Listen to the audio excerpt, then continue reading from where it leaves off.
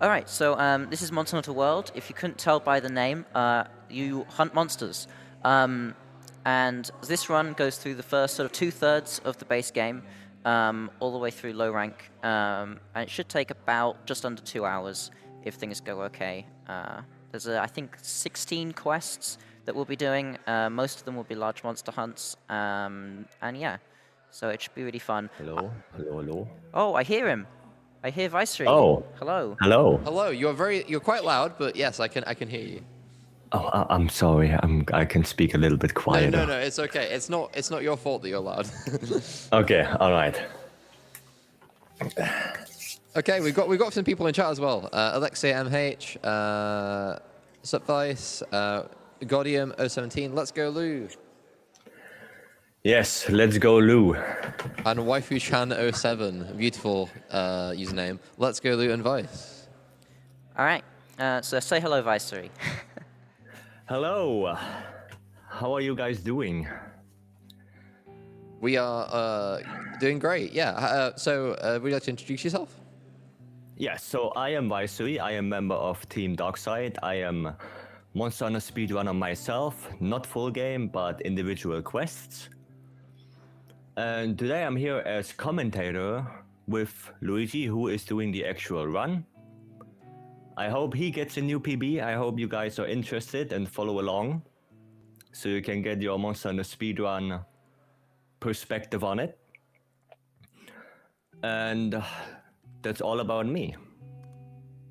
All right. So I'm just creating my character here. None of this actually matters for the speedrun. But what I am going to do is I'm going to name my companion here, which is the Palico. I'm going to name him Zook, because Zook should have been on commentary here with us, but unfortunately couldn't make it. So They've been reincarnated as a cat. yes, indeed. So time starts when I hit this button. So are we ready? All right. 3, 2, 1, and start. Here we go. So Monster Hunter in general is a very difficult game to run. Not just because it's pretty long, a full game speedrun, but it also involves a lot of RNG. There's a lot of luck involved and a lot of skill. Monsters don't behave always the same. They have different attacks, different behaviors. The best thing you can do is to try to lock them down as much as possible, as efficient as possible, so you can complete the quest as I said, fast as possible. And right now in the beginning, we had a ship that crashed on a, what do you see there, mountain, or supposedly mountain. Volcano, sort of mountain thing. Yes, So now and our objective right now is to get off of it. Yeah. So you can see our boat there falling down off the top of the mountain, and we're just going to be running away and climbing up the side of it now. Yeah.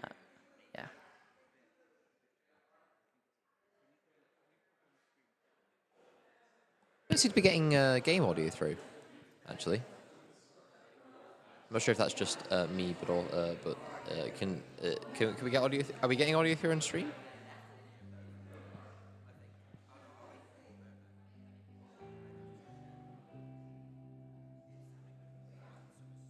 No audio on stream. Okay. Okay.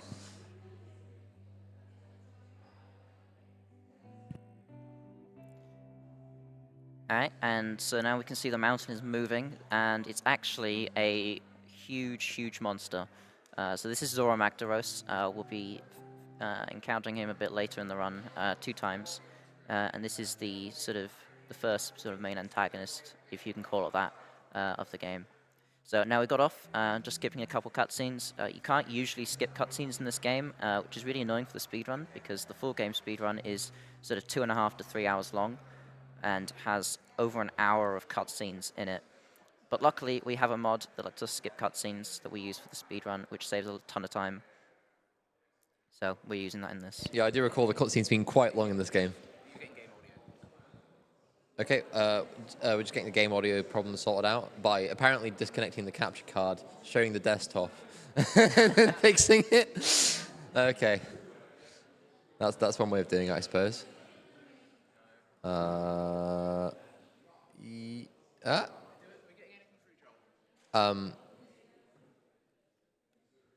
Let's see. Yeah, just sorry about that. I'll just keep running. Yeah, just keep running while the cutscene plays. Oh my god, I know, sorry. Let me interrupt. Okay. Yeah, sorry. This is. Problem is, it's the controller Ah, the control's doing. is Messing things up. Yeah, the controller has a speaker, and Need to turn it off. The Alright. controller has a speaker. yes. Yeah, and it's That's interesting. So I need to disable it, and it should then be going out to there. If I unmute that. Oh, Oh. moment of truth. Okay, all right. We have audio. perfect. We do. Starting off, we're like 3 minutes in. That's okay. Well, We can keep going. we'll We can keep going. All right. Whatever you got, there's probably a minute less than that at least. As long as stream chat can confirm, we are in fact getting it. This might be taking the edge off the speedrun time. Yeah. I don't think I'm PBing anymore. But okay. So we've got this small little section here where we have to hide from these small monsters here because we don't have a weapon yet. So we're just going to hide, and while we hide and I have to wait, I'm just going to do some changing in the settings here, so I don't lose any time doing it.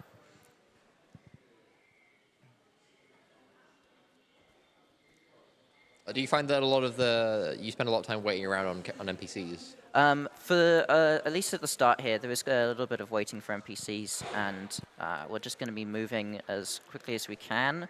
In fact, coming up in the main town in just a moment, we have a small skip that lets us skip following an NPC very, very slowly. I can't hear your commentator actually. Are they around? Are you talking, Vice? Or have we lost you again? We have lost Vice. I'm Oh, so no. sorry. We can either have game audio or commentary. Not both. Are you still waiting here, or is this? Here I have to wait for a certain piece of dialogue before I can move on, Right. otherwise I'll have to return back here. So there's the queue, and now I can go on to the next cutscene here. So right now we're just making our way to the main base, which is called Astera, which is going to be sort of our first sort of hub in this game. And we're going to accept quests from the main hub. I and guess then- not yet. Hey, we hear you again. Welcome Oh, back. there we go. Nice and loud. Good.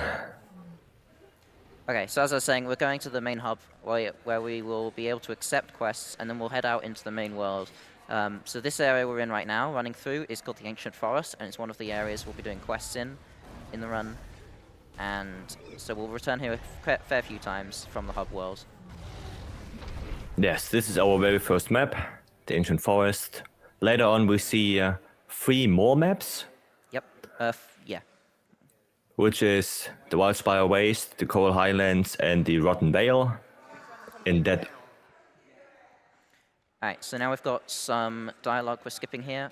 When I'm skipping dialogue, I'm actually using the keyboard as well as the controller. If I hold the spacebar and smash on the controller, I can get through dialogue much, much quicker. So it's a little technique we're using.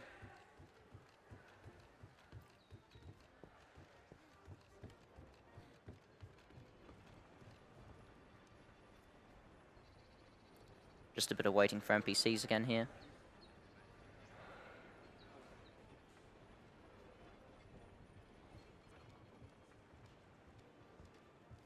go up the stairs. Yep, very slowly. Yeah, Monster Hunter has a lot of cutscenes. Lots of cutscenes and walking slowly in the tutorial, getting introduced to things. But we're heading up to the smithy now, which we will turn to only a couple times. In a main game playthrough, you come here basically after pretty much every quest. This is where you forge new weapons and armor, which I guess we should talk about. This game has 14 different weapons. They're all quite different and all very viable and somewhat balanced. You can Somewhat. every monster you kill has a bunch of parts of monster parts that you get from killing it, that you get to carve, and you use those to make your weapons and armor. Also, here is the skip. There we go, we got it. And now we can walk really fast. Yeah, so this skip just lets us walk faster. We don't need to wait for the NPC. And we have way more dialogue to do now. And Luigi said there's a lot of armor, a lot of monsters in this game, a lot of weapons to craft. But for the speedrun, there is a little thing we can use that was introduced with Iceborne called the Defender weapons. They are specifically made to get you through low rank and high rank quicker. They have a very high attack stat. They have an ailment called Blast, which every now and then also does a little bit of extra damage. And we're gonna use that to quickly cut the monsters down, to quickly slay them or capture them. And therefore get the runtime way lower. Yeah. We also have this Guardian armor, which doesn't really help us much in the speedrun, but does give us a lot of bulk, so we hopefully don't die. It's still quite possible to die in the run, because we're not going out of our way to fight things slowly and carefully. We're sort of YOLOing it all, although we do have very specific strats for every fight. Yes, as I said previously, maybe you didn't hear that, but Monster Hunter is very RNG heavy, so monsters don't always behave the same. You can somewhat manipulate how a monster moves or what a monster does, but you need to have the knowledge and the strategy for that. And it not always works the way you want it to be. Yeah. Okay, but we're accepting our first quest here, which is Jaguars of the Ancient Forest. And this quest we're going to fight a bunch of the small yellow monsters that we encountered in the tutorial section that we just went through. And this is like a tutorial quest. We just have to kill a couple of small monsters that really don't pose much of a threat. Oh, in the meantime, we have a £10 donation, anonymous £10 donation that says, how fast, I think this is a question for the runner, how fast do you think you can beat Gyrodes? Huh? Is that supposed to be Gyrototus? Maybe. Well, you'll see in the run, because that's one of the monsters we fight in about 30 minutes or so, I think. Oh. Yeah, this game has a lot of what's called key quests. So there are monsters you have to do, some monsters you don't have to do. But as you can see already here, we start preparing. Yeah. So Luigi is picking up herbs and honey to craft mega potions. He's picking up slinger torches or torch pots for later on, parashrooms to craft trank bombs, and here's already the first speed strat. He's shooting the torch pots on the ground because those little monsters have the habit that if two of them are killed, the rest of them will try and run into the cave. So we litter the cave on fire, they're gonna run into the fire and basically burn. As you see on the right side of the screen, we completed the main objective already. They ran into the fire. And now we have a 60-second timer. In that 60 seconds, Luigi will get a lot of items that will be needed later. Specifically sleep herb and spider webs. The parashroom he picked up earlier, combined with the sleep herbs, will make trank bombs. Those are needed to capture monsters. If you capture a large monster, the timer goes down from 60 seconds to 20 seconds, which is a big time save. Not only because it's capturing the monster, but you capture so many monsters in this game that it stacks up rather quickly.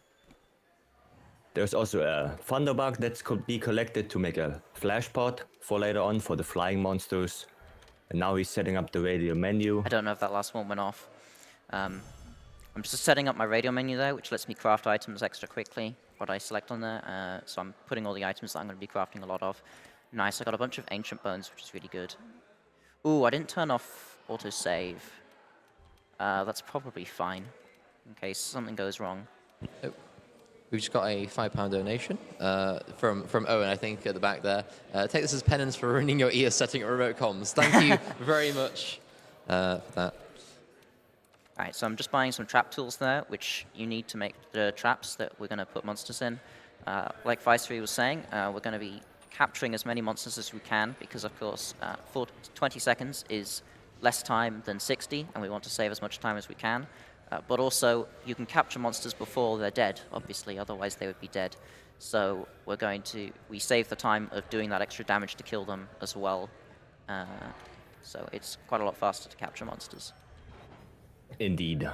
And now, as you can see, we got our defender weapon, Yep. which has way more raw, way more attack. And that will also cut down our hunting time, combined with the capture of the monster, will result in a lot of time save. And now we are going to make our way to the next quest, which will be some Castodon hunting. Yeah. Again, a small monster. Yeah. But this quest is a little bit different. You will see later on why. Yeah, so this is our second quest. We're just doing Castodon here. We've received a follow-up donation to that £10 donation. It appears that I have fallen victim. The anonymous £10 donation saying, Duradee's nuts. Of course. It's always Nice one. that. I don't mind getting D's nuts joked for charity.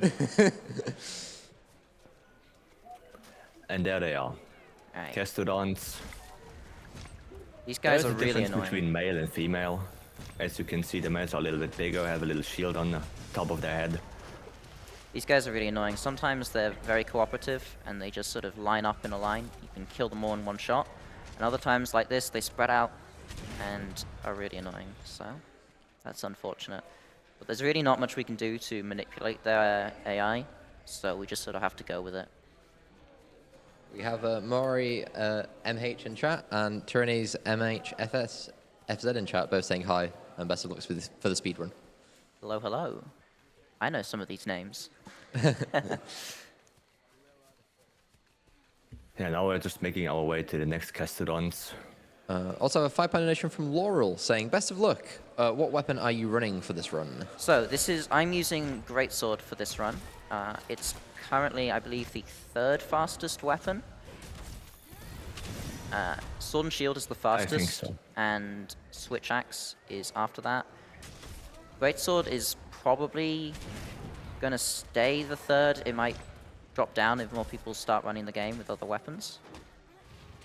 But I'm using it because I like it. So, but I'm the only active runner for Greatsword at the moment. So all the fight scripts I've had to do myself, which is quite a bit of work. Oh, so Greatsword isn't played that often then? Not in the speedrun, because Sword and Shield is generally the most used weapon in the speedrun because it's very, very consistent and you can adapt very easily with it. And it's also just does a ton of damage. It's very good for the scripting and locking monsters, like Vice was saying at the beginning. We want to keep them in place so that we can minimize how much RNG we have to deal with. And Sword and Shield is very, very good at that while still doing very, very good damage. It does more damage than Greatsword in damage per second, and also is probably better at locking. Greatsword is actually one of the better weapons for locking monsters as well, which is why it's actually good in this run. But it's quite tight to get your hits correctly. Yes, so like we just saw, there was our very first large monster called the Great Jaguars. We have to hunt them now, and on the way there, Luigi's gonna pick up more parashrooms to craft more trank bombs so we can capture it, cut down the time. There's also more items we need, like Ivy, to craft our pitfall traps so we can trap the monster and then trank the monster. And here we have our first large monster fight. This is pretty scripted. Yeah. So what we want to do is we want to shoot down the boulder to get a quick topple. He's immobilized right now, so we can deal a lot of damage. And then when he's ready, just put the trap, put the trank bombs, and capture it. So as you see, we did a lot of damage. He notices us, gets enraged. Now I'm going to put the trap down. being annoying. Come on. As Yeah. you can see, the AI not always plays in your favor. Alright, and there we go. And that's Great Jaguar done. So, as you can see there, I put the trap down, and then I threw these 2 trank bombs down at his feet. And you need 2 trank bombs to capture the monster, and they need to be in a trap. And also, they need to be at low enough HP. For low and high rank, or at least in low rank, it's 30% HP or lower. Or it might be, I think it's 30%. So, Yes. Yeah. And as you hear, 30% health is a lot of difference. Yeah, which comes into why capturing is so much faster than killing, because we just don't have to do as much damage, and then we also save 40 seconds at the end screen. Yes, and with Great Jaguars done, we have our next few people we have to talk to. And then we have to head back to the ancient forest yet again. Yep. Alright, I'm going to pick up more trap tools. Trap tools are needed to craft our traps. Alright, Combined with nets, we can make pitfall traps, and combined with thunderbugs, we can make shock traps. yeah. So We next can up, only carry one of each. Next up, we're going on Sorry, an go ahead. expedition.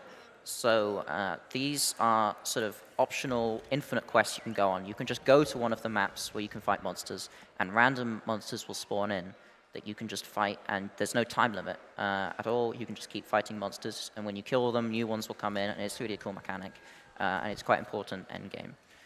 But for this, we've just got sort of one that we have to do here to sort of introduce the mechanic, and I'm hoping there's no Anjanath at the end there. There isn't. Very good. So Anjanath is one of the big brute wyverns. He can be very annoying. Yeah, and we saw We him need in to- the intro. He was the big pink T-Rex right at the very Yes. beginning.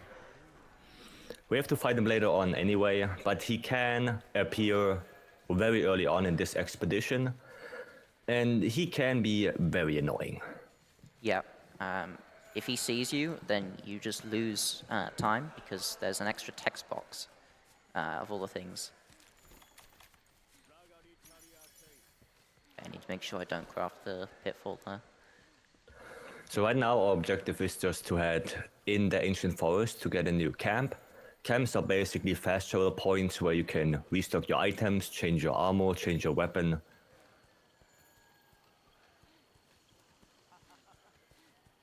And when we get up there, we get a little surprise in form of another big monster. Now we have to hunt a Kuluyaku, basically a chicken. Yeah. It's a chicken. Yes, a chicken that can throw rocks at you. Or pots that blow up. Or Which is fun. pots. And as before we actually go into the hunt, What's we are happening? going to pick up some materials that we need for later. Mainly thunderbugs to craft flash pots, to make monsters confused. And we're gonna use one right here. As you see, he gets blinded, and Kuluyaku has the habit of standing around while he's blinded, not moving. As you can see, it's a pretty easy strat to do. And here we see something called a clagger. That was introduced in the expansion of Monster Hunter World, Iceborne. And when a monster is presenting itself to you with its side profile drooling from the mouth, you can use something called the Clutch Claw, also introduced in Iceborne, and tenderize the monster or jump off of it, which resets the timer. Normally that clagger holds for 6 seconds. If you clutch onto the monster, it resets the timer. So in total, if you time it correctly, you can push it to 12 seconds. Or you can just reset the timer, put your trap, so the monster doesn't move. Yeah, so we're going to use that. That's going to happen quite a lot of the time in the run. As you said, that just happens when you do a lot of damage to a monster. I accidentally talked to this guy again, which is annoying. So we can use that extra time to do a bunch of damage or place traps or whatever we need to. So it's very useful for scripting all these fights to make them consistent. Yes, now we have to speak to the handler again. Get a lot of tutorial there. And our next mission is to hunt the Puki, Oh boy. which is a bird wyvern. He can do poison, one of the first ailments you get introduced to. And he's roughly in the same spot as the Kuluyaku before. Yeah. And this is a really, really annoying quest because there is about, I think it's about 1 in 3 for Anjanath, again, to show up randomly in this quest. And if he does, then we just lose time, and there's nothing we can do about it. We save sort of a minimum of 40 seconds. Alright, he's not there. Very, very nice. That is a huge thing that he's not here. Yeah. And another thing that Clutch Claw introduced, as you see, is the wall bang. When the monster is not in range, you can go onto the head of the monster with the Clutch Claw and for your slinger ammo, in our case the red pit you see on the bottom of the screen, and throw it onto the wall. Deals a lot of damage, you get a knockdown. And it's just another way to crowd control the monster. And also here, a little bit of a strat. Puki wanted to eat. He has the habit of eating environment pots, I would say. And we gotta dunk him out of the air, deal a lot of damage. He goes into another clagger, the Clutch Claw stagger, what we said before. And now it's just a lot of dealing damage. Hopefully him being a good boy, not doing a lot of bad attacks to us. And we put our trank bombs, we put our shock trap. And hopefully right here he's gonna be captured. There we go. And there we are. That's spooky. Alright, and now I'm going to finish setting up my radio menu for the rest of the game. So I need flash pods here, so I can craft more demon powder for later, which gives you attack buff, gunpowder, and large barrel bombs as well. So the radio menu is a very nice addition. It lets you craft items on the fly without going into the menu. You just need the items to craft or to use. And it's a very big time save. Of course, you have to set it up first. Yeah. But once it's set up, you save a lot of time by just opening the radio menu, quickly crafting your items you need, and going on with your hunt. Yeah. Alright, so our next quest is called the best kind of quest. And I'd like to ask you guys, what's your favorite type of quest in games? I would say in games in general, if you have to escort an NPC, that's always fun. Oh, I agree, yeah. I think escort quests are the best there is. And that's why this is everyone's favorite quest, because this is an escort quest. We get to escort a cart of researchers who go very, very slowly throughout a new locale. So, Indeed, the off we best go. kind of quest. But The actually, good thing about... Sorry, go ahead. actually, at the beginning here, we have a cutscene to intro. Now, we can skip most cutscenes with the cutscene skip mod, but unfortunately, this one we can't. Because if we force it to skip, the game just soft locks, and the cart never moves, and we're stuck. So we get to watch the intro after all. Now we see our second big map, the White Spire Waste. Kind of a deserty area compared to the Ancient Forest, which is, as the name implies, a forest. And here we have to go all the way from the beginning of the map to the opposite side. The good thing is here, we don't have to stand near the cart all the time. Also, funny side note, you saw the handler pushing the cart. And if you travel to the camp, the handler is standing there. Yep. Just a little side note. Slacking off. And then she's And there again. She's back. Yeah, so as I said, we don't have to stand near it like in other games. We can just freely walk around. Yeah, we just have to and meet grab up with items. them. We just have to meet up with them at certain checkpoints throughout the area. So there's one sort of about halfway in, and then we have to meet up with them at the end as well. So it's not too bad, and it actually gives us a bunch of time to run around the map, grabbing items that we can use for the rest of the run. So we'll grab more of these sleep herbs that are very useful for our trank bombs. Grabbing these god bugs, which we're going to use to craft demon powder, and we're grabbing mite seeds as well, which, like demon powder, give us a small attack boost. They give us a small attack boost for 3 minutes, and those two items stack with each other. Yes, and as you can see, there's a lot of routing in this run. You need to know where the items are, what items you need specifically, and also how to get those items most efficiently. You cannot just run around mindlessly grabbing your items. It has to be a very specific route to get all the stuff in time, so you can run back, trigger the cutscene or the event that needs to be triggered, and don't lose any time. Yep. And again, picking up parashrooms and sleep herb to make trank bombs. A little bit of herbs here and there to make some potions in case we get hit and we have to heal. And that's pretty much this quest. It's just a lot of following around, transversing through the map. And here we have to meet up with the caravan again. It's gonna be on top of this little opening after the cave. And then we see where we actually have to go.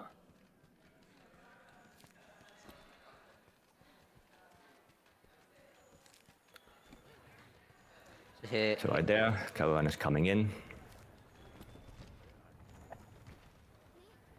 right, and there's the checkpoint. So you can see the big rock there is where we need to go. So Yes. It's gonna take a little bit, and you can sadly not push the caravan yourself. You cannot help with that. You just have to follow along. We're gonna pick up some more flash bugs, some ivy to craft our pitfall traps later on.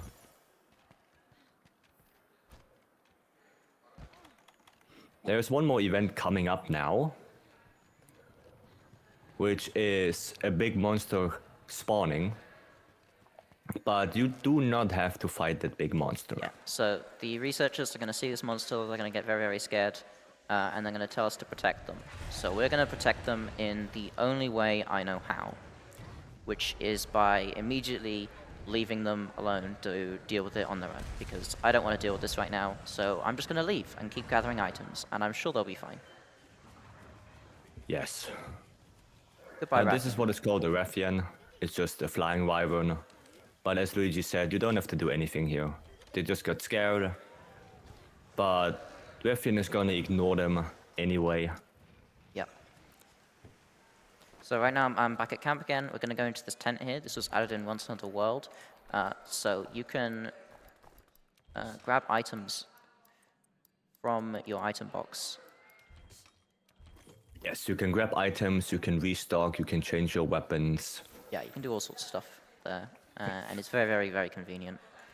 So just doing that. And then we get to do more gathering. I'm going to take mostly the same route through getting items, and then just sort of change when I get the power streams. I'll go a different way after that to meet up with the caravan later on in the quest. Yeah, so this quest is a lot of gathering because you have the time, you have the resources to get all of the stuff you need. There's no time penalty to do that because the caravan is gonna move on its own. There are just some certain checkpoints here and there you have to be. And you saw me move my camera to the left there while going through the gap there. That's because this god bug I just picked up there actually doesn't respawn if you're looking at it in the same area there. So I have to look away from it as I go in because that's right when it's respawning. Otherwise, there's a chance that I don't actually manage to pick it up in time. Yes, so items do respawn if you pick them up after a certain amount of time. And the good thing for us, we picked it up relatively early on, so those items had enough time to come back, so we can pick them up again. Yeah. Which is very good for us.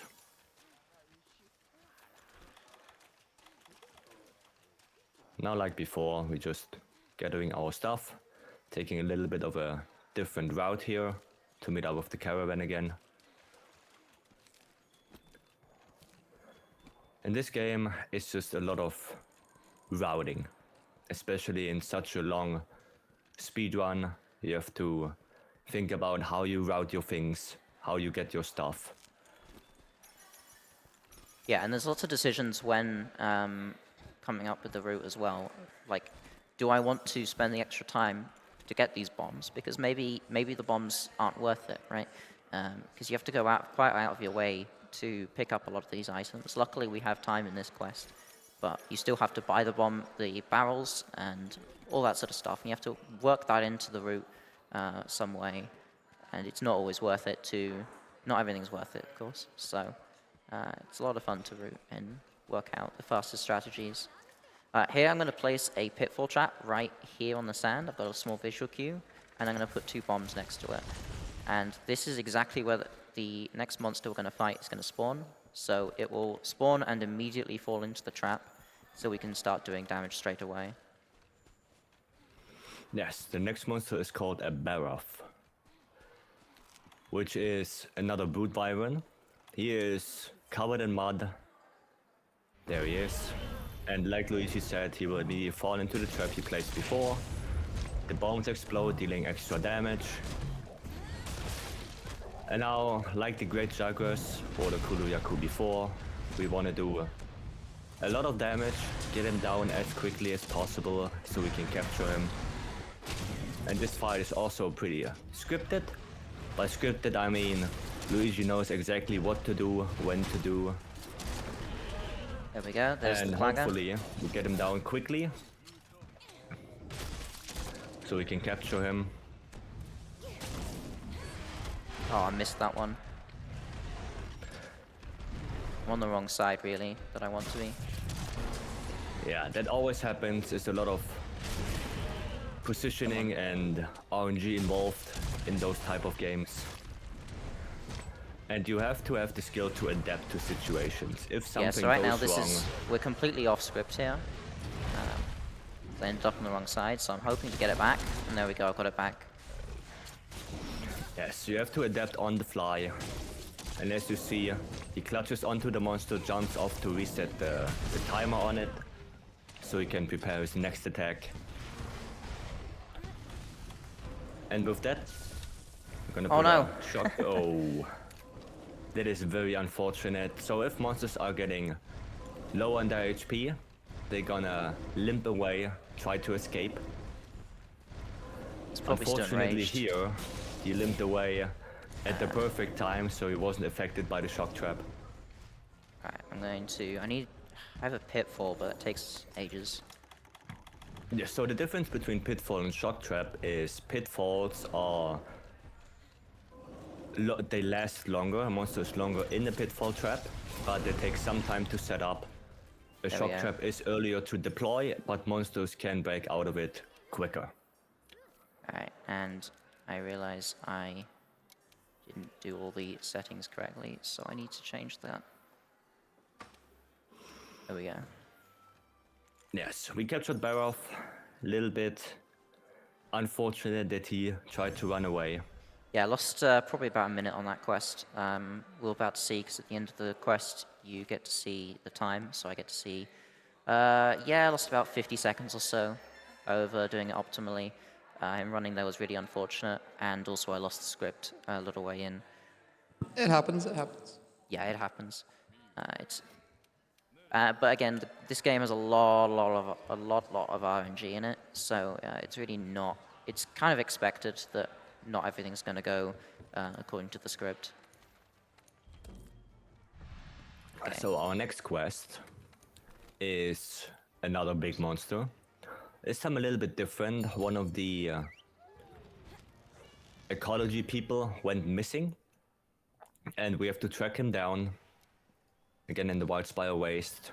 Of course, we already know where to go. You see I use my We got a mouse little there. camp. Just using my mouse there to select the camp a little faster than the controller. It takes quite a while to scroll across the map with controller, so quickly switch to the mouse there for that. But this is the Duratodus that you got these nuts joked on before. Yes. But it is actually a fight. Gyarados, again, is very RNG heavy. He is not very liked by the Monster Hunter community as a whole. The problem with that fight specifically is you will fight in a swamp area, and you cannot place Ooh, I messed up traps already. in the water. So you have to get him on land to trap him, and that can take quite a while because not always will he follow the instructions, and he will just stay in the water without you being able to do anything about it. Right here we got a wall bang, got him down, dealing damage, got the Clagger animation right there. Alright, so when monsters are low HP, they start dropping the slinger ammo on the floor. So Gyarados drops these thorn pods, and when you shoot them into his face, it does KO damage and can knock him out, which is a nice damage window. Gyarados actually drops more slinger ammo than most monsters do. Yes, and he has the habit to go into the water. Just like And as this. you can see, this is our second KO now, indicated by those little yellow stars above his head. And hopefully he's gonna behave, Which he isn't. which he isn't. Gyarados never behaves. Yeah, it's a very hard monster to speedrun on, especially in this kind of scenario right here.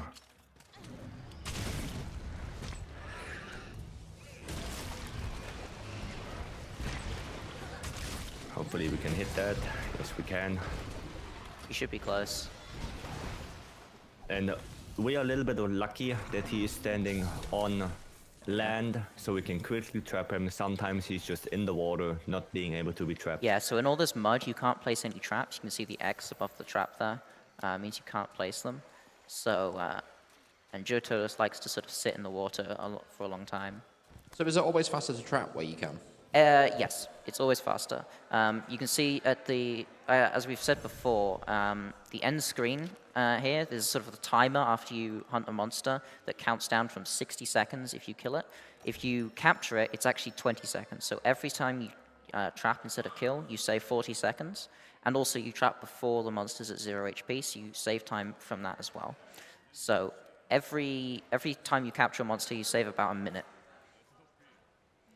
So as we're mashing through more dialogue here, you might be able to tell that we're not actually playing in English. The subtitles are, but the voice lines aren't. And in the first run of the day, the Metroid run, I know they were using Japanese, I think. But in this right, game, yes. yeah, so Japanese text is common for a lot of runs because Japanese text is very fast with less characters. But in this game, the text speed doesn't matter at all. As you can see, we sort of instantly clear the text as we go through. But the voice lines actually do. In some of those council meeting button mashing simulators, you have to wait for the voice line to finish before you can skip the text. So it's actually faster to switch the language. And the fastest language is the Monster Hunter own language, which is sort of sounds... It's a bunch of grunts and noises, basically, to be You can honest. compare it to the Animal Crossing voices. Yeah. Just a little bit deeper. Sort of random Not noises. as high-pitched. And now we're gonna have our next large monster, which is Tobi Kadachi. He is a electric flying squirrel, essentially. Also, we're gonna lose a little bit of a precise trick, which is hopefully placing the trap in the right spot, like the Barrow we saw before. So when the introduction cutscene is over, he will be immediately trapped, but this is very precise. Yeah, I'm not going to be And- surprised if I miss this, because there's actually a cutscene trigger right here, and so I'm going to place it there. I think that's okay, but we'll see.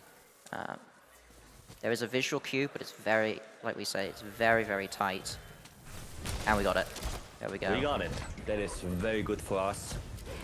So we can deal a lot of damage right from the get-go. And as you see, he's pretty long time in the shock trap. Yeah, enough for me to get 2 of these really big hits in.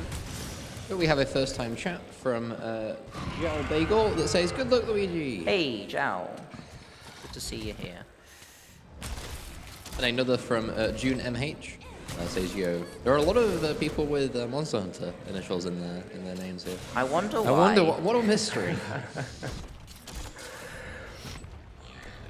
So here, another Clagger. Getting our big hits in.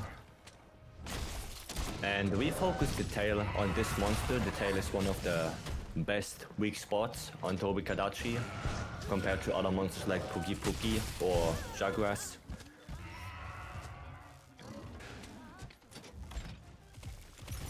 And he should be close already.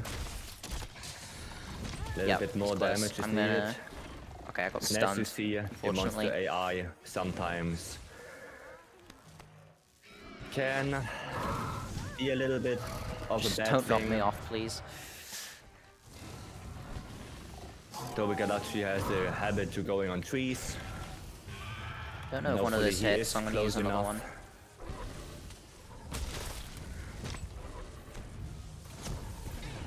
And there we go, Tobi And there we Kadachi. go.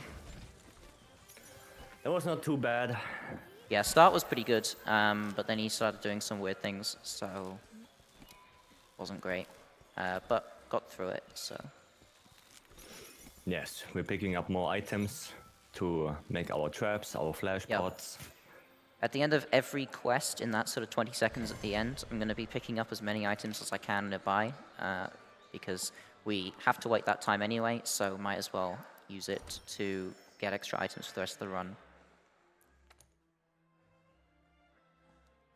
And as you saw, we sell a lot of those parts because we don't necessarily need them in this run. We don't need to craft any armor or any other weapons.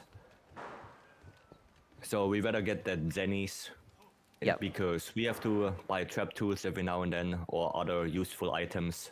It's also just slightly faster to sell than it is to take, because it's one less input. One less input. That can save the run. Yep. Okay, up with- next is Anjanath. I hate this monster. Yeah, Anjanath is one of those monsters that in the beginning can be very difficult. He doesn't behave like he should nearly all the time. Yep. And in a speedrun, he's just annoying. Yes, not because he has a different moveset, but he's also one of the bigger monsters, so he can be pretty difficult to hit. And he also just likes to move his head a lot. So we want to be hitting his head as much as we can, because that's his sort of weak spot. But it can be quite So difficult. there's the flash, he has a pretty long animation for that, which we use to our advantage to place the trap. Is the head not always the weak spot? So every monster has different weak spots. So for a lot of monsters, the head is the weak spot. But for some, like the Tobi Kadachi we just did, the tail is actually a better zone, or maybe the arm would be a better area. It really depends on every monster, and to fight everything perfectly, you need to know where you need to hit on every single monster, because it is different. Yes. And it also depends on which weapon you're using, because there are different damage types in this game as well. So using Greatsword here, I have sever damage, but there's also blunt damage, shot damage, and elemental damage as well. We have a £10 donation from Purple Birdman that says, "Go Louwegi!" Thank you very much for the £10 donation. And as you can see, he is already doing some attacks that are not very beneficial for us. That one is really good. Yeah, So now he he's- got his throat yeah. ignited. Which means if we now do a lot of damage to the head, he's gonna topple down, which gives us a big window to deal damage.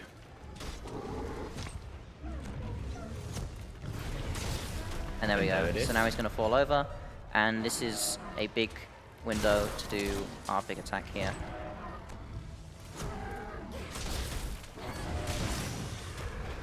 And he's probably going to try and leave. So he's doing an enrage roll there. I'm going to get this down. Yes, he And wants then to trap leave him. right now. But you can see the map turning white. That indicates normally the monster wants to run away. Luckily, the trap was in time and we captured it pretty quickly. Yep, that was a pretty good Anjaneth. And now at the end And here, I'm just hopefully, going to try and get more items again. And Anjaneth is one of a special case because we need one specific item from him, which is a pelt. Yep. So we got the extra camp in the Ancient Forest here that we've been using earlier. We talked about how there's sort of the extra fast travel points, and I did get a pelt. Very good. I also saw some bones. But, So bones and pelt is needed later on to get enable another camp for us, which is very important for the later fight. Yeah. And now we have the second best quest in the game coming up. Oh boy. You remember the mountain we fought before? Now we do it again. Yep. So now we want to capture that mountain to study it. So what we're going to do is there's a mountain that has a monster with the mountain as its shell, and we are going to put up some wooden barricades and hope that stops him. I can't think of how that could... sounds like a foolproof plan. Yeah, What could possibly go wrong? I agree. I can't think of any way that could go at all wrong. So Isn't this quite a long section usually? yes, this is a long section because this is mountain called Zora Magdaros is slow. He doesn't move very fast. Yeah, I think I've heard the name Zora Magdaros uttered by the voice actors quite a lot in this game.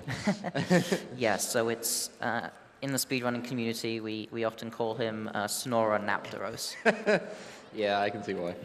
Oh, we got a £10 donation from Gaudium that says, "You got this, Luigi." Thank you, Gaudi. Okay. And on to the one for a history books. And this quest, at the end of this quest, is the end of the shorter run. So it's not the end of this one, but in the shorter category, this quest is the last one. Yes, so as you can see, Zora Magdaros starts pretty far away, and the wooden barrier is set up to stop this walking volcano. If that works, I doubt it. But the first thing we're going to do is stop him from moving. Which may seem like an interesting strategy, but actually using that binder and stopping him moving has to happen before you go to the next phase. And the further away he is from the barricade when you shoot it, the less time it lasts, which actually means that it's faster to shoot it right away than it is to do it later. I'm also just eating at the canteen here. You can get food buffs from eating at the canteen, like you can get extra attack, extra defense, extra elemental resistance, that sort of thing, as well as specific skills. But I'm just doing it there to prevent, to get a tutorial so I don't need to see it later when I do actually eat at camp for the damage buff.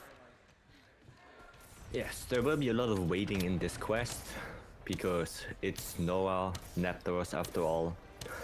And now we're trying to kill those wing drakes, because they can cause difficulties, they can throw you off your ballista or your cannons, so might as well get rid of them. And now we just have to wait until Zora is far enough, until he takes some big steps, so we can shoot him with the cannon, deal a bunch of damage, and hopefully proceed to the next phase as quickly as possible. Yeah, so in this phase 1 there are some things that Zora has to do before he will ever transition. And so he's going to do 2 attacks to destroy some of the siege equipment here. And so what we're going to do is we're going to attack him as he does those attacks to cancel the animation to move on quicker. So I'm waiting for him to do a really big step here. Should happen now. And then I shoot this cannon. And he's going to sort of stagger back from that. And that skips that animation there. And so now he's going to reposition, and he's going to come over here and attack again. So I'm going to position the cannon. These NPCs have helpfully loaded them already. We're on this ghillie mantle, which means that I'm completely invisible. As you can see, no one can see me. And that is... the reason... Yeah, so that's so that I can't see where the... Those wing drakes over there are coming to ruin our day. So I put this on so they don't annoy me. Yes, the death squad is coming. Luckily with the ghillie mantle, they won't attack. And now we have to time it with the cannonballs, so we skip the animation, deal damage, and proceed with the quest. Yeah. Normally, if you would do everything according to the NPCs, this quest would take around 20 minutes. Yeah, about 20, 25 minutes. It's a very, very long quest. And, okay. So in order to not do that, we're gonna do it not according to the NPCs Yep. and try to skip everything we can. Now we broke the chest, gonna wait a little bit, flinch him again. Right. And now the next thing will be that he will go through the barrier and we fast travel on his back. Yep. So for now, we get to a little bit of time to just sort of sit in camp, manage our items, and wait, basically. So I want to sell. Yes, we are selling all the items, all the ammo, because we are not playing any bowgun or bow. So we don't need them. It's better to just get the Zenny Yep. to buy our items later on. And right now we have enough time because he will just take his time, go through the barrier. We cannot really do much right here. And right now we don't need to deal any damage to Zora anymore. We just keep on waiting.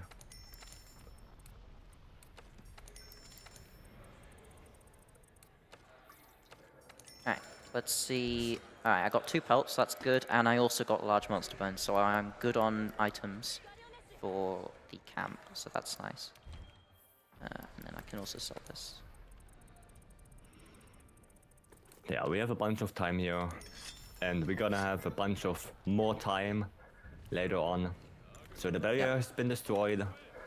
This is the cue to go out of the camp, go to a post where we travel with the wing drake. Now we just wait for the prompt.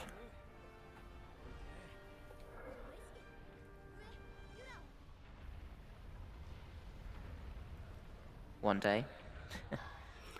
At some There we point go. it's gonna happen. There we go. Alright.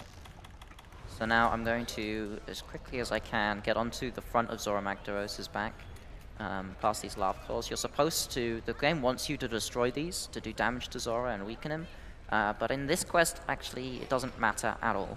We've already done all the damage we need to for the quest to end, so there's no reason for us to destroy them, because when actually they get destroyed, Zora stops moving and has a stagger animation, so this quest takes even longer. So if you do it the intended way, it takes forever. But now we got here, I think we got here... Do we not have... We got here just in time. Oh man, you can't use it on here. Is it because we're in combat? That is sad. I don't think so. Don't know. Oh well, I wanted to cook some steak while we were here. Just for fun. Oh well, we'll get Well, rid you of can it then. always dance. Because right Yes, we can now, dance. our main objective is just waiting.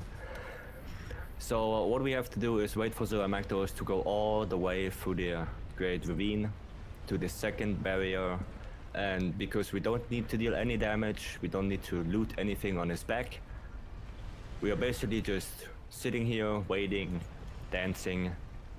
And like Luigi said, if we deal damage to the magma cores, like the NPCs tell us to do, the Magdaros will flinch, wasting even more time, so we better not do it. And Yep. here we are, waiting. Yep, so if you need a toilet break or to get something, a refill of your drink, this would be the time. We've got about 4 or 5 minutes of just sort of standing here, which is pretty boring for watching a run, but it's quite helpful if you're actually running this yourself, because you get this free time that you get to just spend getting up, doing whatever, having a walk around. Yeah, so. Yeah, luckily for us, this is like in between the middle of the run.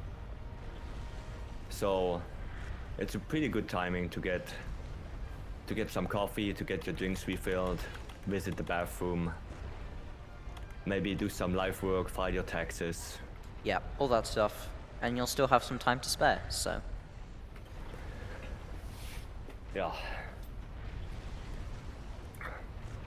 So that's the speedrun on Zora Magdaros. And there's definitely no way to skip it. If anyone finds a way to skip this, then I don't think it's possible. But it would be great. It would be. but I'm And pretty then- sure it's impossible. One more reason why it is called Zoanapteros. Yep.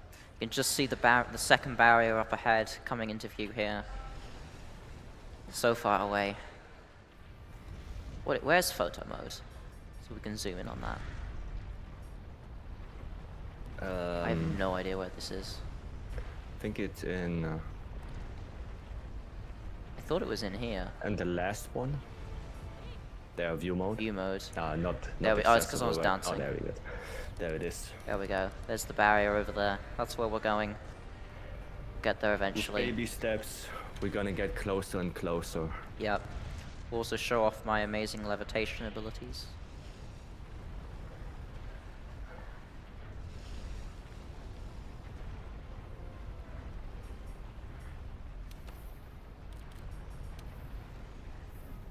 Not a lot to talk about right now, No. sadly. Just a lot of waiting.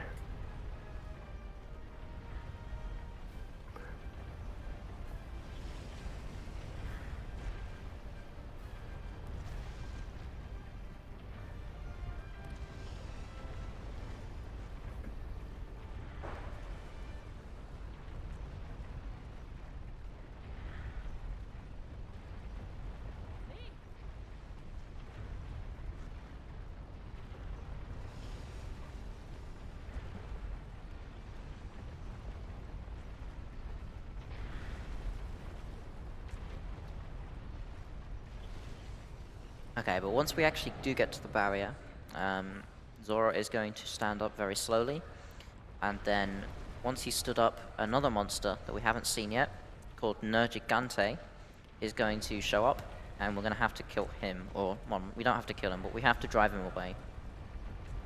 And we have a really good setup to doing that, and it's going to be very, very fast. We're going to use these 2 barrel bombs, we're going to place them in a specific spot on Zora's back, and then hide with the ghillie mantle before Nergi shows up. And then when he does, we're going to hit him once, blow up the bombs, and then he's going to leave, and it'll be very, very fast.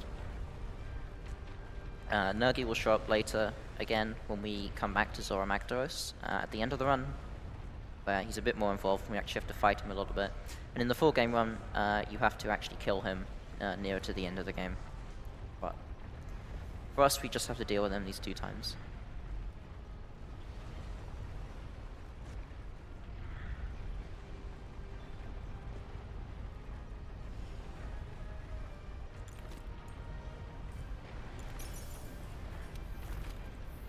We're getting closer and closer to the barrier.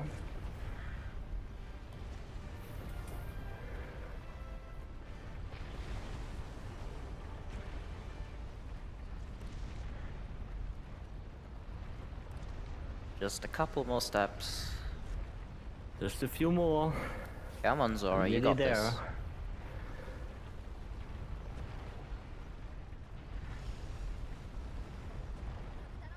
Alright, he's finished his walk. And now he can very, very, very slowly stand up.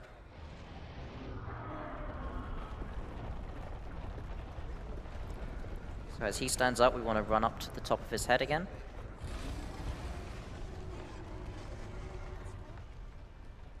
Okay. And then the NPCs are going to shoot a binder at him to stop him from moving.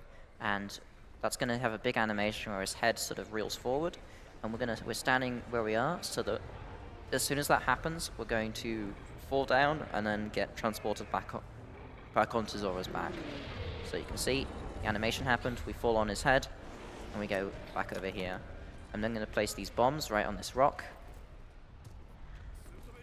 Yeah, this is very convenient because we are right at the spot where the Nergigante will come in, Yep. so we can prepare everything. And there he is. Gonna try and roll the roar. Blow up the bombs. So like Luigi said, this Oh my is God. pretty much scripted. 2 bombs, a little bit of damage, and it is done. There we go.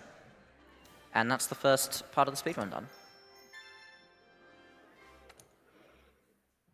And as you saw, this quest took 12 minutes with even the speedrun strat. Yep. Finally, Snora Magdaros has been felled. Ah, you've woken up, have you? Sorry, I just fell asleep for a second. Yeah. All good. Now we get to have some more interesting gameplay, but not actually not quite yet, because there's some more running to do. Yeah, we will see Sora Magdaros again. This was sadly not the final time we saw him. But the second time we will encounter him, we have a little bit more engagement in Yeah. the fight. The second one, you actually do stuff. Yes, and now we go back to the area where we just saw Zora Magdaros, which is called the Great Ravine. And this opens up a route to a new area. Yep, so through here is the Coral Highlands, and then under that is the Rotten Vale, which are the next two areas we're going to be fighting monsters in for the next few quests. So this is basically the area that Zora Magdaros just carved. And we use that to get to the Coral Highlands. There are a few fights there, and right below the Coral Highlands, it's an area called the Rotten Vale, which acts as a nurturing ground, which is a very nice area. How do you call that? Symbiosis. Yeah, it's where So, a lot of monsters go and end up dying, and their corpses fall down from the Coral Highlands. So this game has a lot of sort of information about the monster's ecology, because even though they're made-up creatures, Capcom try and make them sort of have believable elements to them. So the whole world sort of feels like it could exist. Apart from my sword being my size. and literally a moving mountain. Yeah. Apart from all the things that aren't realistic, obviously.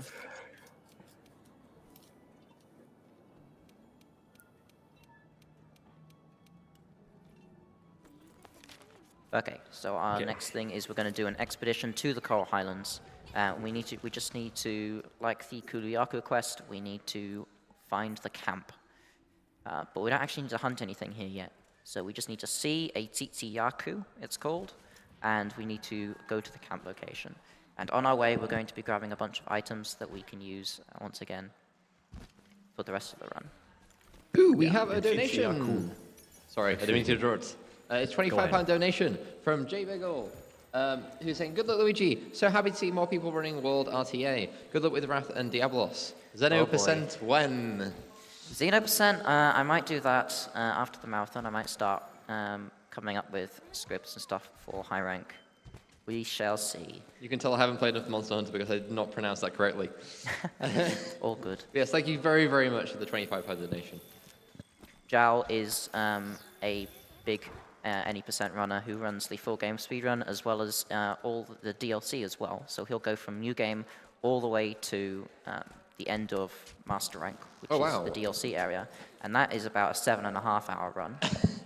Just a little, an 8-hour shift. Yeah, it's fine. I have no plans of doing that myself, so if you want to see that, big shout out to Jal Bagel, who's done a lot of work for getting this speedrun community. So right now, we're just going to the camp, unlocking it, and then we can immediately return from the expedition and go on our next objective.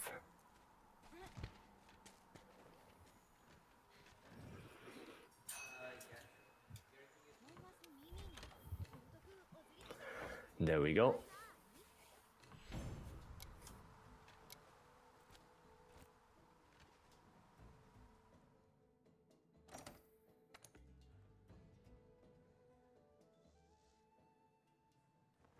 Okay, a bit more dialogue here, and our next quest is going to be a Paolumu, which is a sort of balloon-like kind of monster that lives in the Coral Highlands that we were just in. So I'm going to accept this quest, and then I'm going to upgrade my weapon. So we made this weapon at the beginning of the run, and now we can upgrade it with the Anjanath materials we got just a couple quests ago. So talk to the smithy here, upgrade. Yeah, to upgrade it, you need 1 engine of scale. Lucky for us, we got 3 from the engine of quest. Yep, and I'm We also also make making the, this bone chest plate, which gives a little extra attack. Yes, armor in this game has skills that boost your attack, your defense, or are more of a utility skill. So this bone armor gives 1 point of attack boost, which boosts a little bit our damage, and it can be quite effective in the long run. Yeah. So now we're just heading to the area where the Paolumo is. It's, like Luigi said, a balloon flying wyvern. Has more the face of a rat, Yeah.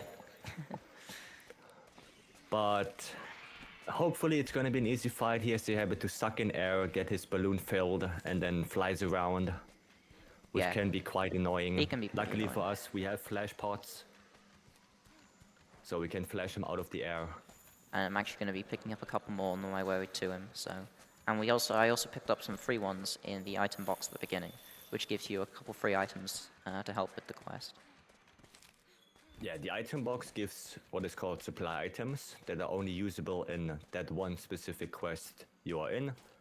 After that quest is completed, you have to return them. So some items are only available on specific quests. And here we go, doing a wallbang, knock him down, and we start dealing damage.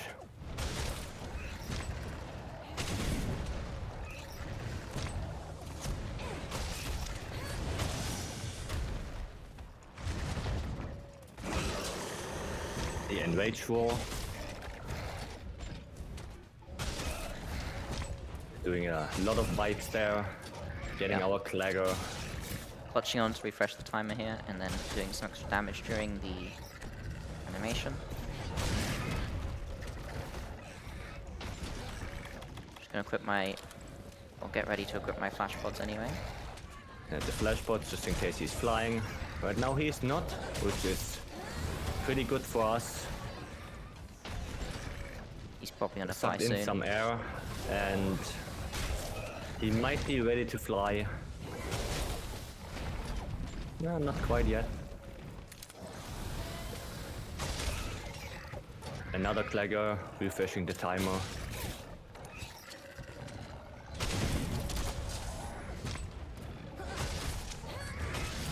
And There's the here fly. he's going to fly. I'm gonna use the flash pod. luckily the flash He's gonna pods- fall out the sky.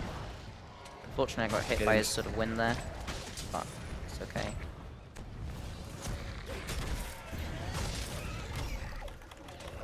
So that should be good enough, and he's just standing there, being confused.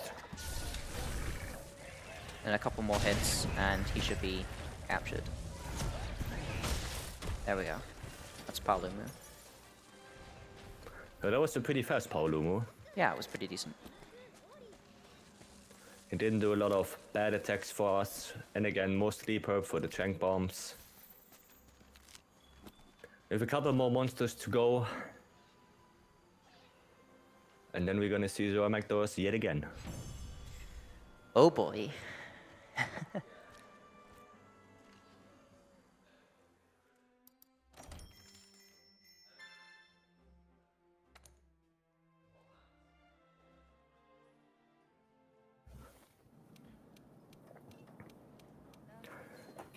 Okay, our next quest, we're going to the Rotten Vale that we've talked a little bit about, and we're going to fight a Radoban, which is sort of a big, bony... What would you even call him?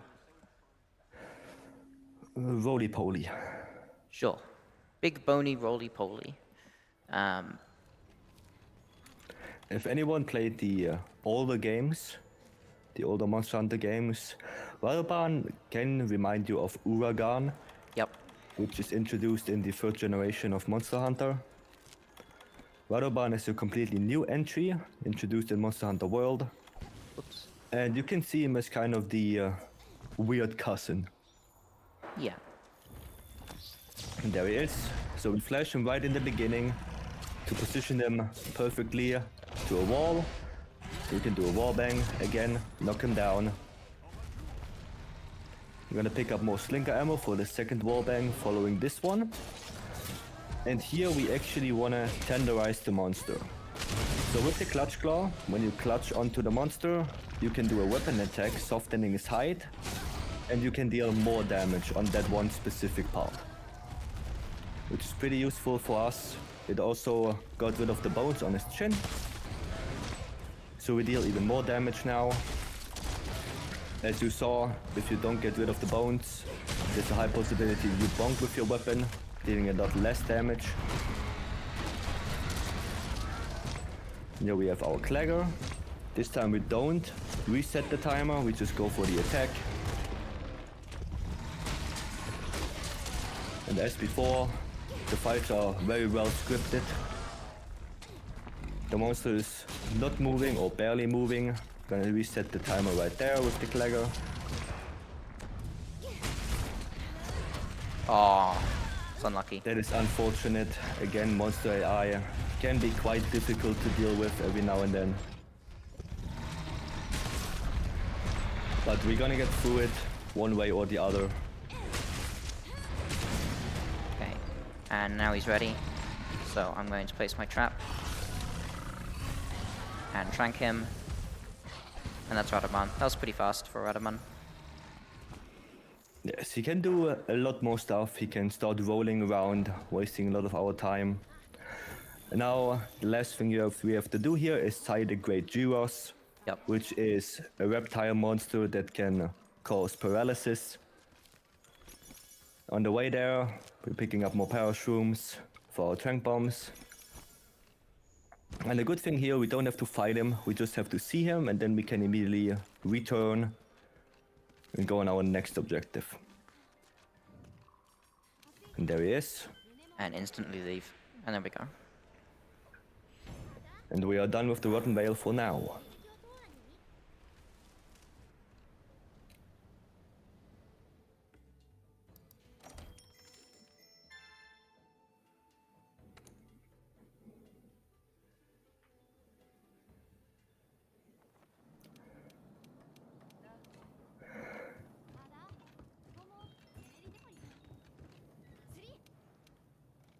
Oh, talking to her. Okay. Completely blanked. That's the wrong item.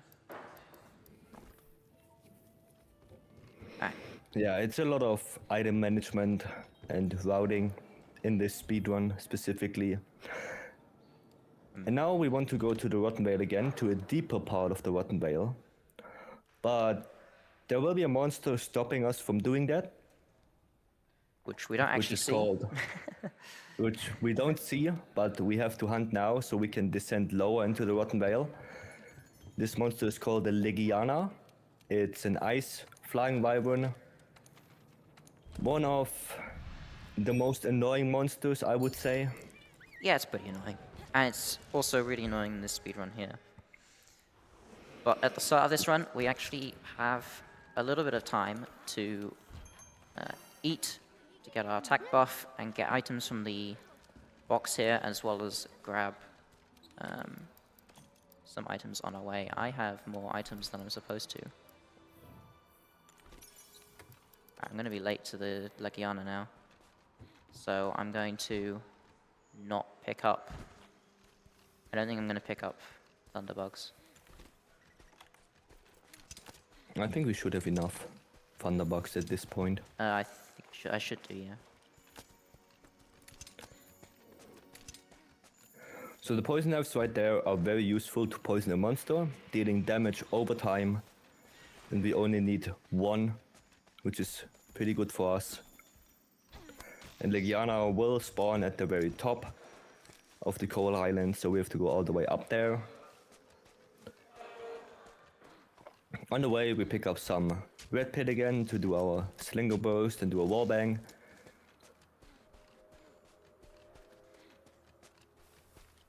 It's a lot of walking.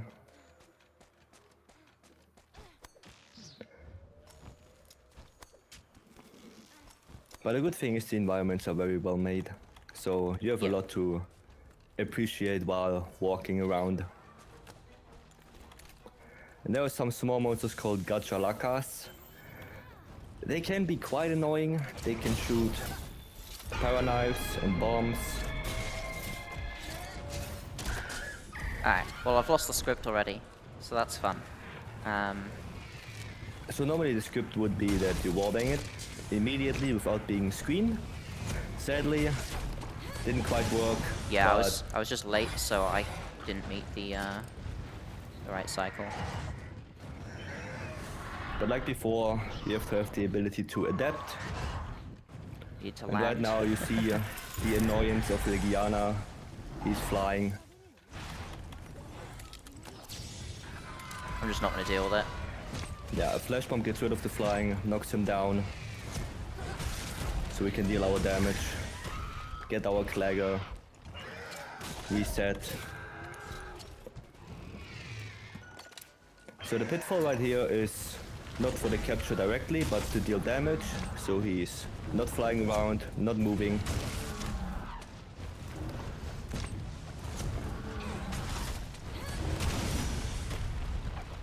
It was a nice hit.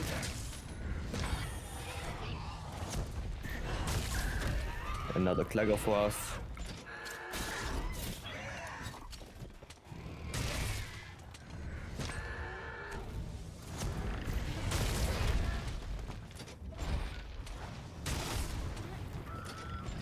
And it's flying again. Flash it again. Luckily, we have another flash. Get him down out of the air.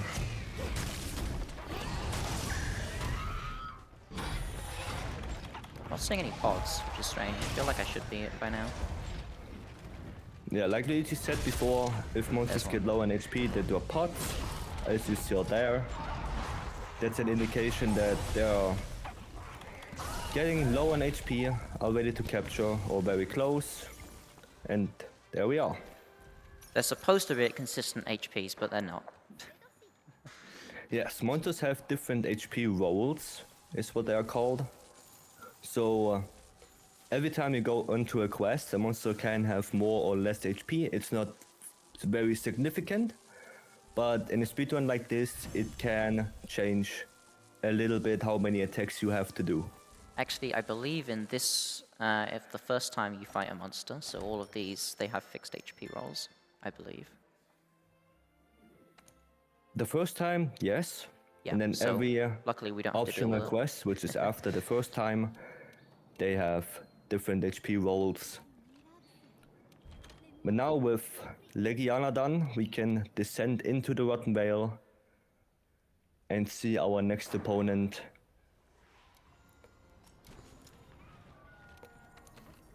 Yeah, so again, I'm gonna eat here. For this, the monster hasn't actually spawned in yet, so I have time. I have time to gather out some items and eat food and stuff like that.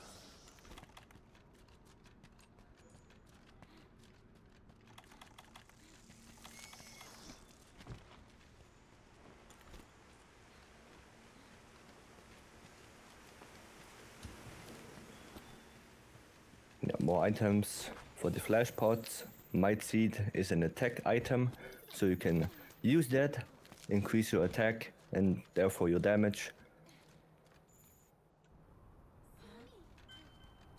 And now we saw a core of Zoomactaros, or a rock. And our next target is called Odogaron. He is a dog, what you can say. Yeah, he's the big red dog. Exactly the same. Yes. And he will spawn all the way back there in the nest. He's a quite aggressive monster. Quite fast as well. And So we also should've- pretty annoying to script, because sometimes when you deal enough damage to get him to fall over, he just sort of doesn't. And unlucky for us, this wall was not considered a wall by the game. Yeah, so we he's- didn't get the wall bang Yeah, that wall For there is not a wall. for some reason. So now again we have to adapt to the situation, but Luigi did this monster quite a lot, so he knows the attacks, can stand in the right position. Theoretically, anyway.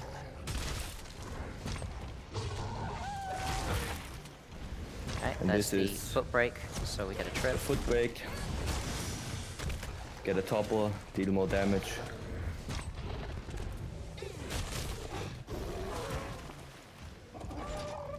Was Now that he the goes into fire his that got that? little rampage attack. I'm actually gonna heal. Where's my potions? So Autogaren can inflict a status effect which is called Bleed. Bleed makes that every action you do, if you roll or attack, you lose a little bit of HP. And the only way to get rid of it is either you crouch and wait for a little bit, or you use an item. Sadly, that will cost us time, so we're not gonna do that. We just deal with the bleed. And hopefully deal enough damage to capture him.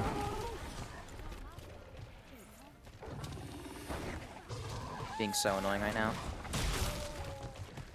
Yes, he's quite aggressive, quite fast.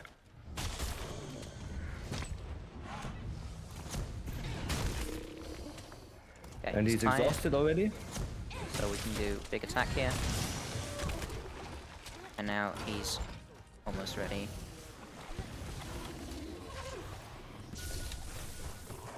Hopefully a little bit more damage will do the job. And there we go. Not the best of the Garon, but It works. it works.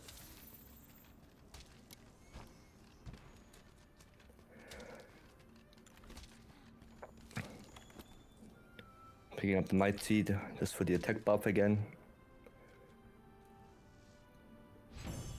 Alright, and just 2 more monsters are left before our second encounter with Zora, so we're getting there. Yes, 2 more monsters, which are the apex predators of their locale.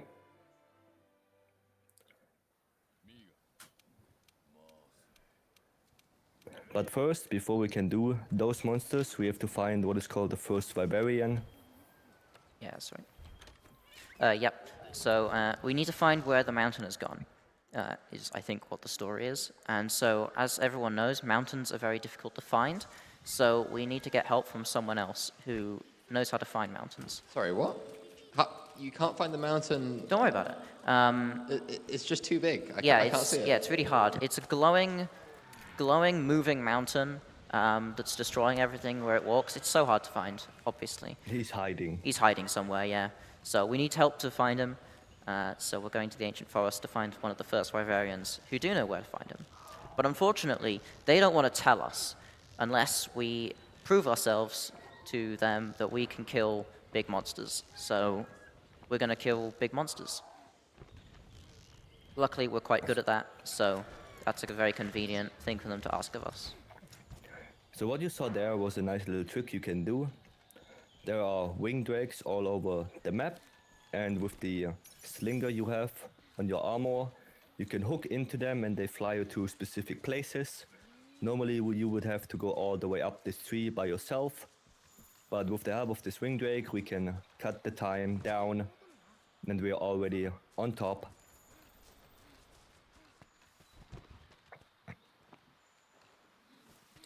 So here is a monster we have to fight, which we probably won't see. Nope. And that's a And this Rathalos, is the which is one of the 2 monsters we're going to be fighting next. He's actually in this expedition, but he can be really annoying to fight in this expedition. He likes to fly around a bunch. There is actually a strat to fight him in this expedition consistently that keeps him at the top here until you're able to get there. But I haven't routed it all in, and it's also quite hard. You've got specific trap placement again, and then you have to flash him out the sky before you enter the area as he tries to leave. So it's quite precise. I haven't put a lot of time into it, so that's not what we're doing. What we're going to do is going to do it like a normal quest. We're going to post it, we're going to join, and yeah. But you saw me at the end of that expedition there. I went over to another campsite before returning, and that's what I'm going to be unlocking now. You see setting up Camp Ancient Forest 2. That's what we needed the pelt and large monster bones for. I'm just going to buy a couple items as well. I need some more barrel bombs, and I'll get traps while I'm here. But first we're going to do Diablos. We're going to do Diablos first, because I said so. So Diablos, the Horned Wyvern, is a little bit more of the apex predator of this area. Known by many, he's one of the first monsters introduced in the series.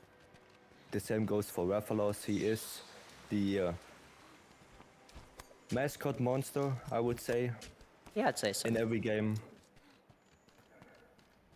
And Diablos is a little bit of the same, not omnipresent like Rathalos, but quite present in a lot of games. Yeah, and Diablos is probably next to, I guess, Anjanath, probably the most annoying script to do, because I really don't have a great one for him.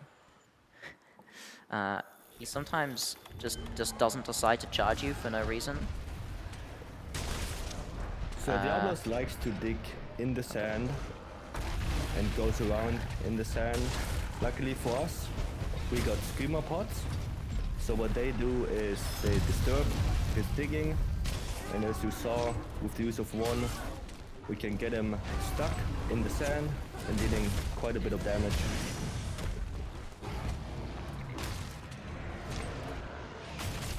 Now we want to aim for the legs if we can to topple him down, but he can be quite annoying with all the digging and running around. Yeah, and also if you hit his horns, you're very likely to bounce, especially with only this level of sharpness that we have at this point. So you need to try not to hit the horns. I'm going to weaken the leg here to mean I do more damage to it, and hopefully can get some trips. Yeah, the Clagger right there is made for those kind of actions to tenderize a body part, make it weak. Oh man, this is Doing some a lot great of AI body here. checks. Oh boy. He's digging again, another All screamer going to pod. plan? What's that? All going to plan? Kinda. The start messed up. He Clagger. somehow missed the pillar at the start. I'm not sure why. And also I forgot to bring or equip slinger ammo, so I'm having to sort of improvise a little bit. So in the beginning, when Diablos charges at you, he can get stuck in the pillar with his horns, giving you an opportunity to deal damage. Didn't happen here, sadly. I'm unsure if this was But- early in the run, but I did see a message saying Expedition Rathalos is easy to mess up for sure. Yeah. So that's why I haven't been implementing it into my runs just yet.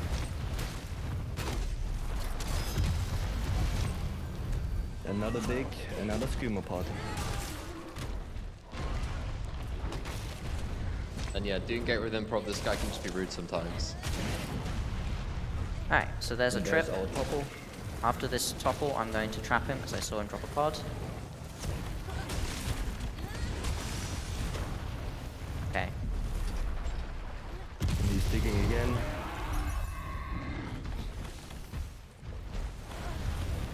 And again. And Down he goes. monster AI at its peak. But And there there we we go. We got Nice. him.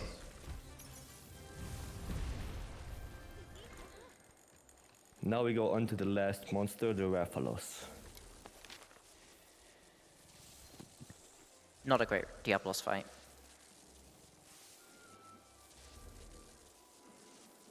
It could be worse. What time are we on? We got 132 right now. which Okay. is still well underestimate. We've still got a little bit left, but yeah. The final monster. Well, the final monster, not in the game, but of the, We have two more monsters to fight, actually. Oh, two more. Yeah, we've got Rathalos, and then we get to fight Snoraptors again. Two more hunts. Yes. Yes. Rathalos is the final normal monster which Yep. you can capture. Zoramactors You can try capture a mountain, but as we saw previously with wooden barriers, that doesn't really work. Yeah, it's not a great idea. Turns out mountains are hard to pin down. They're also hard to find, apparently. Apparently. How big is the mountain? Well, he's big enough that you can crash a boat into him. But not big enough that you can find them. No. I guess not. But there he is. Well, there's Rathalos there. So this is a sort of, there's a bunch of water and mud and stuff behind that sort of wall there. And it causes a landslide if you blow up the wall. So that's what we do. We cause the landslide. Rathalos gets stuck in it. He takes a bunch of damage and falls down to the bottom of this area here. I'm going to place a pitfall trap right next to him here, so that when he gets up out of this down animation, he instantly goes into the trap, hopefully. Or at least will walk into it. Yeah, this animation is quite long, so we can deal a bunch of damage.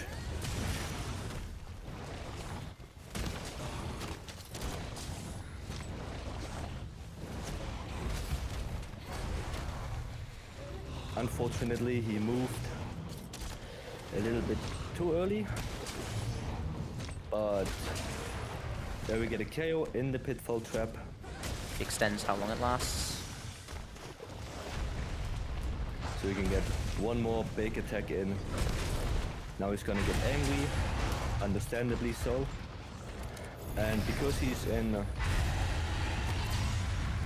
kind of a transition area, he wants to run away. There we go, got the flash. We flash Finally. him to prevent him running away. And I'm going to refresh this. I'm going to do my big attack on the leg if I can, and try and get a trip. Okay, I think I hit the wing there. It's unfortunate. He's gonna stay a little bit longer, gets out of the animation, but Unfortunate. he runs away. Just annoying I hit the wing there. Hitting the small leg there is a little bit tight, so unfortunate. If I had hit it, I would have got a trip, and would have been I'd do a bunch more damage, but oh well, happens. Yeah, different parts of monsters have different thresholds. The legs can cause a trip. So if you want a monster to topple down, you preferably want to hit the legs. Obviously, dealing damage on the head will do more. There's the trip. Unfortunately, he sort of fell on top of that mushroom there, which means he's really annoying to hit now.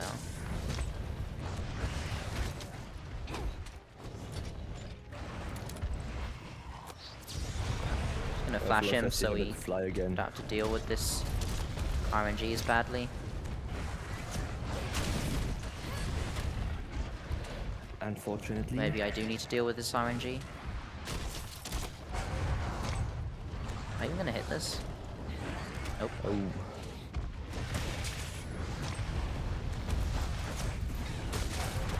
Okay, we got another clagger. Refreshing the timer. I'm trying to hit the leg again. There we go, got it this we time. got it.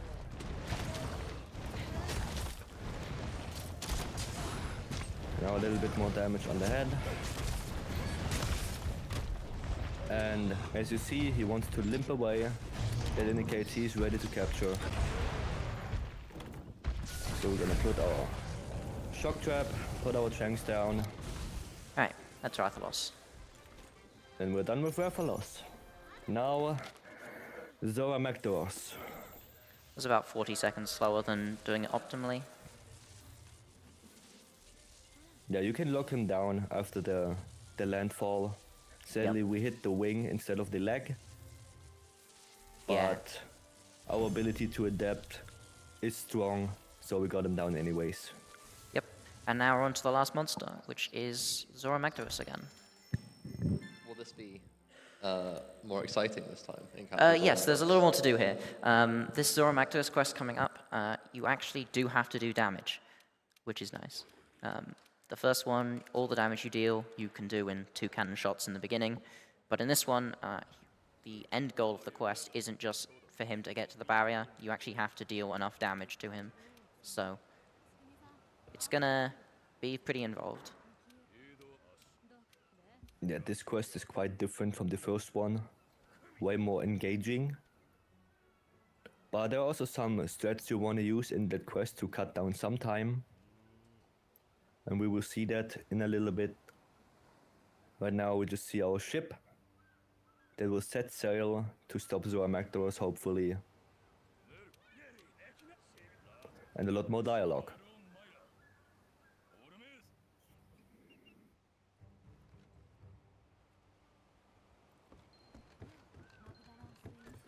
Right, we're just going to fast travel back to the research base because it's faster to be at the research base and everything's close together. So I can talk to the handler really quickly. I don't think I need any items, so I won't buy any.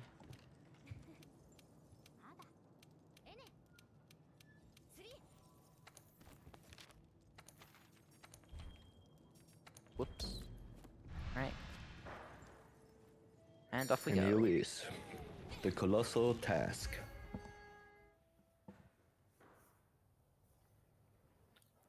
Well, I genuinely did think this was going to be the final quest of the game when on my first playthrough.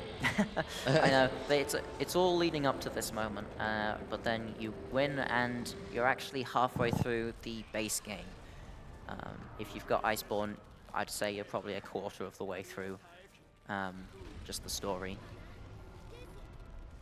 And if you plan on doing endgame, this is the end of the tutorial. Yes, that's very true. What is the end game? So the end game in Iceborne is, actually I'll let Vice explain it as I do this. So the end game of Monster Hunter Iceborne, Monster Hunter World Iceborne, is a lot of farming. There are very strong monsters in the end game, and they can maybe one-shot you even with the best gear equipped. Sometimes two-shot you if you're lucky. And it's a lot of farming, a lot of upgrading, getting your weapons, fighting those monsters, and playing with friends, hopefully. There's also an area in the endgame called the Guiding Lands that is more of a playing around area. It's like an expedition where a lot of monsters spawn and has a lot of areas that you can level up individually. That is also part of the end game. It's a lot of grinding, looting, repeating, but it's also quite fun. Every quest is somewhat different. It's not always the same thing, but it takes some time to get there. That's definitely very true. So as you saw there, we actually attack the magma cores now, but we do not destroy them. Yeah. Destroying them will cause Zoramactors to flinch, causing him to stop moving, and we don't want that. We want them to move, but still deal damage. So we try to not let them explode. We deal damage, have a pretty good strat of certain attacks we can deal, and there are also rocks that you can fire on with your slinger ammo that fall down, deal 500 damage each. And we want to time them a little bit precise, because Zoramactors at some points will charge attacks, and those rocks will interrupt that attack while dealing damage, saving us a little bit of time. Yeah, and actually a great example of this is this big stalagmite next to us here. When coming up, Zora is going to do a big animation which powers up all of his attacks, so they do a ton of extra damage. But this stalactite here will give him a stagger animation. So, and that will cancel out that attack, and it actually means that his attacks don't get powered up, and also this does a ton of damage, and he's stopped anyway, so the stagger doesn't lose us time. So, waited for that dialogue, and as soon as I see it, I shoot. See, that one did 1,000 damage, and we get the stagger there. Yes, and then there are also those little rocks right here that can be destroyed, also dealing some damage to Zoramactors. Now we want to go all the way up. There are some more falling rocks on top that we can shoot down.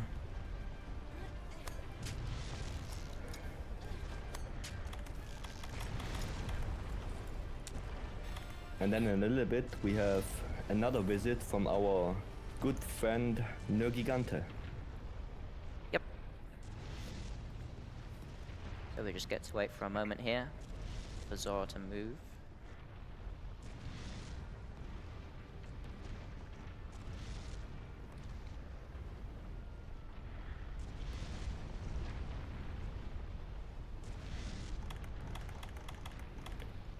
And just when Zora Magdaros stops moving,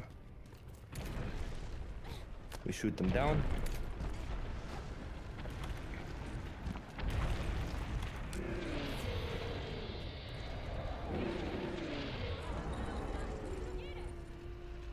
Alright, place And these now bombs just here. Louwegi will spawn the same as before. We're gonna place some barrel bombs to do some extra damage. Go into hiding with the ghillie mantle. And wait for him to come here. I'm a little worried about where I placed them. I think one's slightly too close to him, but we'll see here. Nope, just ring. So we're going to blow up the bombs first, and then we're going to instantly turn Louwegi here, and then wallbang him. I'm then going to weaken his head. And as you see, there are spikes forming on his head. If you break those spikes, you get a topple. He was animation knocked right there. But you also deal extra damage on the white spikes. And this can be a little bit annoying because Zora Magdaros, because he is a volcano, can have some lava puddles on the ground or shoot lava rocks out of his back that can interrupt you. And our quest objective right now is just to repel Louwegi. We don't have to kill him, just need to deal And the horn. enough damage for him to go away. Are you trying to break the horns there? Yeah, so it's not necessary in this run, but in the full game speedrun, you actually have to break his horns. Well, you don't have to, but breaking the horns will save you about like 2 minutes later on. Oh. Because later on in the game, you have to collect tracks of elders to track them down. And one of those you have to get tracks of is Louwegi, and breaking the horns counts towards that. But luckily for us, in this shorter run, that doesn't matter, so we just have to repel him. We don't need to worry about the horns. But his head is still his weak spot, so still attacking him there. Does the other game change much if you are doing the longer version of this run? The game changes a little bit. You want to, there's some things you prioritize more, so you might not use your damage buffing items sort of at the same points, because you want to save them for later when they're more necessary, and also obviously the breaking the horns is very important. Now we're dealing more damage. There was another rock to destroy. And right now we're just more waiting until we get to the ship. And on the ship are more cannons and ballistas that we can use to deal damage. There's one more magma core at the back of Zora Magdaros, where we go to now. Deal damage, be careful to not break it, so Zora Magdaros doesn't flinch, keeps moving. And then we get on the ship.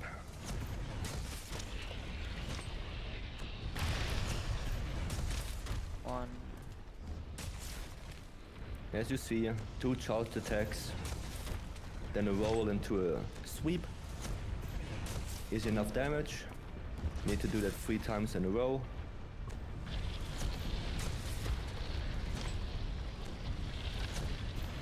Oh, I didn't get that last hit. Okay, I'll do one here. That is unfortunate, but the 1 more charge attack should do the job. Okay, and now he's pretty close to that breaking, but it's still alive. And then when I hear a certain line of dialogue, he'll be locked into an animation, and I can do that last hit. There we go, that's the one. So I'm going to do 1 more hit here. Maybe 2 if it's still alive. There we go. Yeah, that will now break the core. Yep. but it doesn't matter. He won't flinch anymore. Yep. Now I'm gonna stand sort of right here and get sort of pushed down, and it will respawn me here, which is slightly closer than it would otherwise. So I can get to these cannons slightly faster. So there are cannons up there and cannons down on the ship itself. And now we just want to deal enough damage with the cannons to weaken Zoramectoros as fast as possible. And when there is a certain text box popping up, then we know we dealt enough damage and the cutscene will play, indicating the run is done. We are approaching time. Yes, I'll let you know when that is.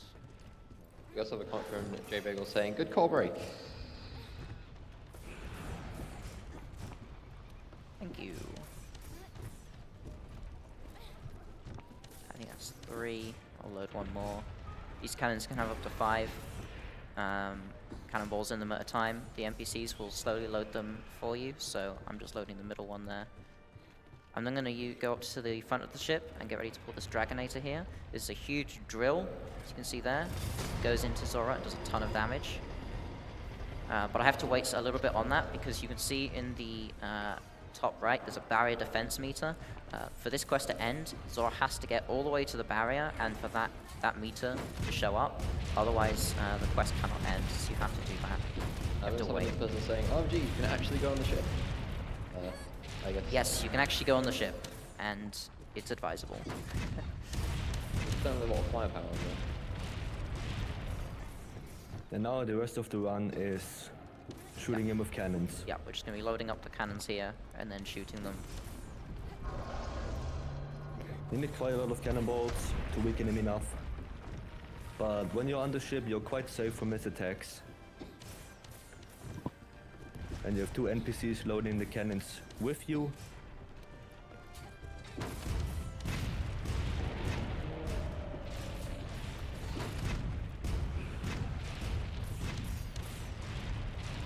Just wait for this last one here.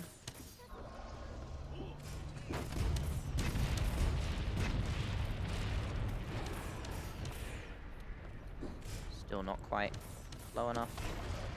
A little bit more.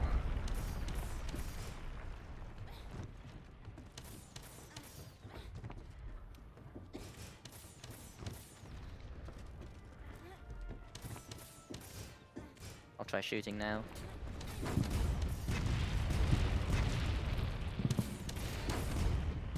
Change can't go in fucking slice a bit. Okay, he is reeling. There we go. So time's coming up here. We've done enough damage. So time ends now. Nice. 1 minute, 1 hour, 50 minutes and 40 seconds. Minus the minute at the start where Yes. we were making sure the game audio was working. Yep. So that's obviously RTA time. In the speedrun leaderboards, we use in-game time. So in this run, there's probably about 5 minutes of load and cutscenes and stuff skipped. So it's probably about a 1:45 in-game time.